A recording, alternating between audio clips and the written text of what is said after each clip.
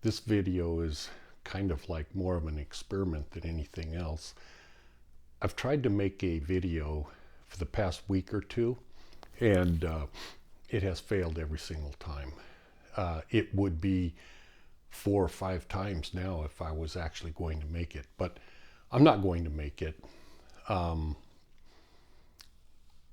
Apparently, the world is not ready for it, which is fine. I remember over 30 years ago, the first time this happened to me, I was reading in a book. This is before I knew how God communicates with me.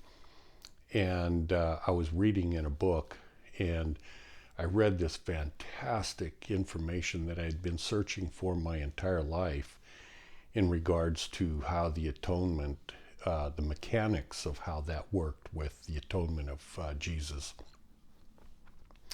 And so I read it. I was at the fire department and I was on duty, and it was in my free time, and I spent a couple hours and I yellow highlighted the words and the sentences and paragraphs and underlined it and thought, man, this is really some good stuff. This is good, good, good. And I came home and explained what I had read to my wife, and she said, wow, that's fantastic. I'd like to know that also. And so I explained it to her, and she says, well, could you bring the book that you read it in? That would help me understand it better. And I said, sure. So I brought it, and I looked at all the yellow highlights and underlines, and it was just normal writings that didn't mean at all what I had explained to her. And then I told her sister about the atonement, and nothing made sense to them, and I forgot what the atonement meant. And I got a clear message from God that that's information that the world is not ready for. And so I apologized to God for explaining to people what the atonement of Christ was all about, or the mechanics of how it works. And I went for an entire year not remembering what I had read in that book. Even though I read the book over, it didn't mean what I read or what I thought I had read that one evening. And I forgot the entire concept of how the atonement, the mechanics of it. I couldn't remember it no matter what I did. And I felt bad about that. And I learned my lesson at that particular time. Don't say things that God gives to you if the world is not ready for it. I think Jesus put it something like, don't cast your pearls before the swine. Now, this doesn't mean you're a swine or anybody else, but it was a concept that meant that the world is not ready for that. And it was about a year before, in an instant, it all came back to me. And it was at least 10 plus years after that before I felt like God was allowing me to teach that concept. And so then I was able to teach it without losing that information. Well, that same thing has happened to me in the past few days. I tried to make this video 4 times, and each time the sound quit halfway through, which made no sense because the device I'm using is this Zoom F3, which is a very, very, very professional device. It has safeties on it so that you don't lose the recording. I also had other devices. The video quit halfway through on one of them. Another one, all the information was lost off of other hard drives that were on the computer. Just amazing. And about an hour and a half ago, after the last failure, I called my brother and I explained to him, I said, is this what's happening, Gordon?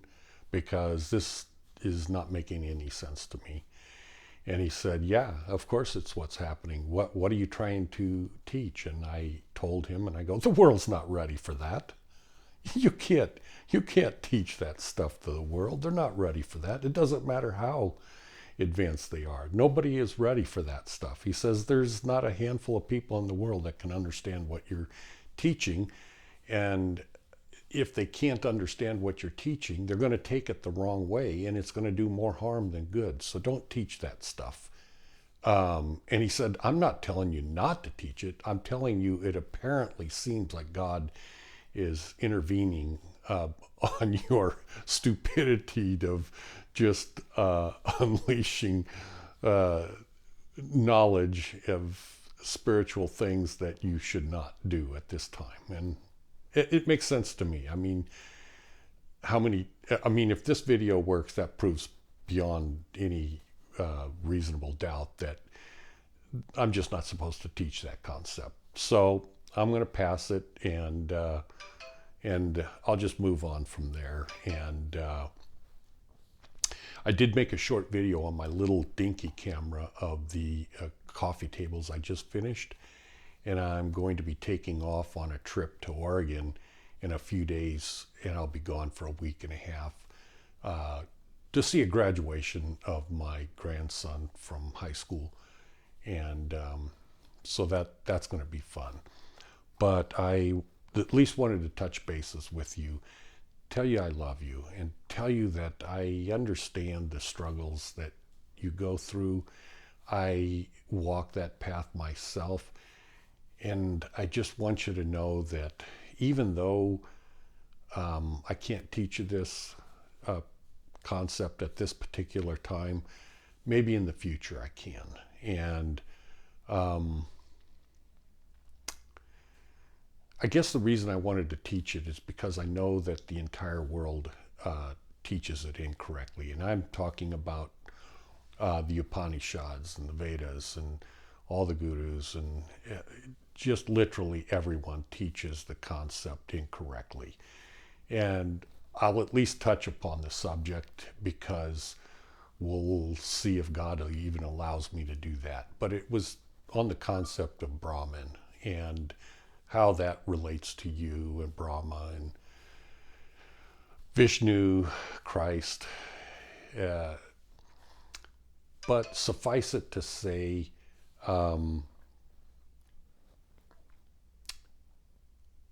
you have nothing to worry about. But that's stupid to say that, because if you don't know the answers to why you shouldn't have anything to worry about, of course you're going to worry.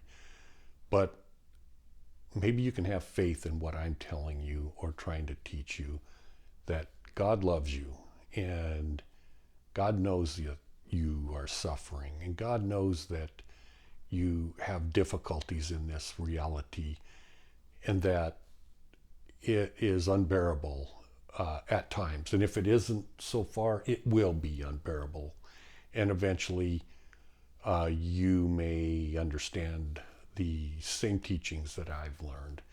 And I'm not holding out because I want to hold out. I'm holding out because I've got a clear message from God not to move forward with that. I hope that makes sense. Some things are just that way. Anyways, I love you, and I will follow up with questions and answers and stuff like that on my future videos. I probably won't put one out for another 2 weeks, since I'm going to be gone for a week and a half, maybe 2 weeks. So with that, I'm going to close and tell you I love you, and I pray for your well-being, and that I would hope that you would pray for understanding. I hope that you all pray that you would have the right frame of mind in the future so that I can teach this concept to you, because I can't do it right now. Maybe you guys all need to get together and pray that I'm able to teach you that. Of course I'm able to, but God is prohibiting it at this particular time. So with that, I will see you guys later, and I hope you have a good week. Bye. I'm using my little baby camera to take the pictures of this. So that's one of my end tables that I produced, and the other one is on the other side of the sofa. Let me turn the lights on. Maybe that'll help.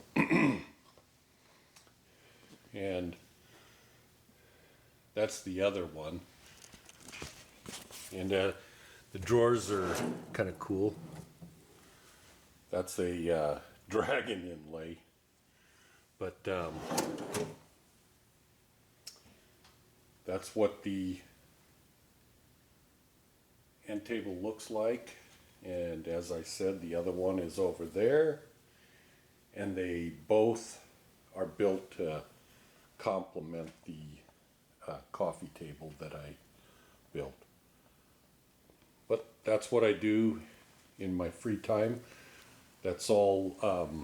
The bottom legs are steel, welded steel, and then I acid etch them to make the coloring that way, and then I clear coat them with a automotive 4-to-1 mixed epoxy type. Well, it's not epoxy, it's actually an enamel, I think they call it. Anyways, that's what they look like.